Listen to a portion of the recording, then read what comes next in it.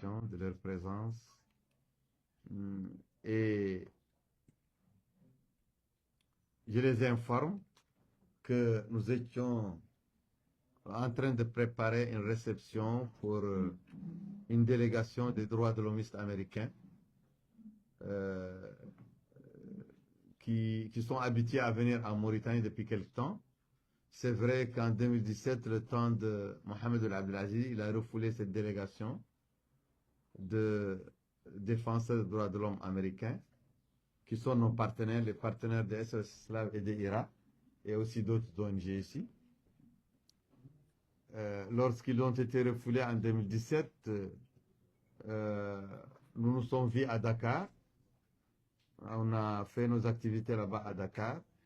Mais lorsque Ghazouani a succédé à Aziz, dans le cadre de nos rapports, nos premiers rapports, il a autorisé, il a accepté que ces droits de l'hommiste américains continuent à venir ici de manière normale. Et ils sont venus ici 2 ou 3 fois. Mais à notre grande surprise, avant-hier soir, le pouvoir n'a pas accepté que la délégation vienne ici. C'est le Bakari qui est de Gaulle et qui est un Mauritanien avant tout. Il a été accepté, il est rentré en Mauritanie. C'est pourquoi le programme qu'on avait prévu pour cette délégation, on va le continuer avec Bakari, qui est un membre éminent de l'association, qui est le cofondateur, le coprésident de l'organisation Abolition Institute, qui est la principale organisation du rassemblement des ONG qui venaient ici et qui devraient venir ici. Bon, le programme était que nous présentions à la délégation des membres des familles des détenus, parce que l'actualité des droits de l'homme dans le monde et en Mauritanie maintenant, ce sont les détenus de Irak, qui sont les défenseurs des droits de l'homme de Irak, les députés, mais aussi les lanceuses d'alerte et la journaliste, blogueuse Warda.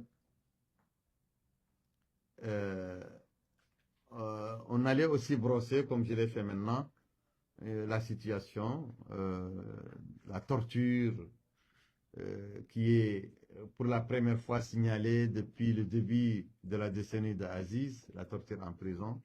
Donc la torture est revenue avec beaucoup malheureusement, la torture est revenue avec l'emprisonnement des députés Kamou Mariam et de la journaliste Warda, qui sont torturés de manière inédite, de manière sans précédent dans la prison, mais aussi la maltraitance des femmes. Les régimes autoritaires qui se sont succédés en Mauritanie de 1978 jusqu'à nos jours, ils n'ont jamais arrêté les femmes, n'ont jamais emprisonné les femmes. Quand même un emprisonnement politique.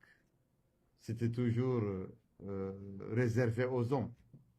Mais les femmes ont été toujours relâchées. Mais les dictateurs qui sont succédés dans le pays depuis 1970 jusqu'à nos jours, Ghazouani est le premier à avoir embastillé les femmes. Et aussi de manière très sévère et très violente. Et c'est aussi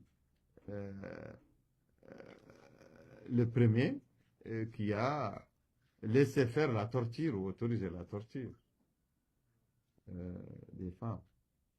Et c'est vrai que la torture qui a été lourdement punie par l'ex-président, l'ex-chef d'État Mohamed El Abdelaziz, lorsque une unité de la garde a torturé un prisonnier étranger. Toute cette unité a été jugée, condamnée et libérée de l'armée, de la garde. La torture est revenue en force pendant les élections 2024, lorsque les gendarmes ont torturé des jeunes de Kaïdi, des jeunes manifestants pacifiques de Kaïdi, jusqu'à ce que s'en ait suivi la mort de 7 jeunes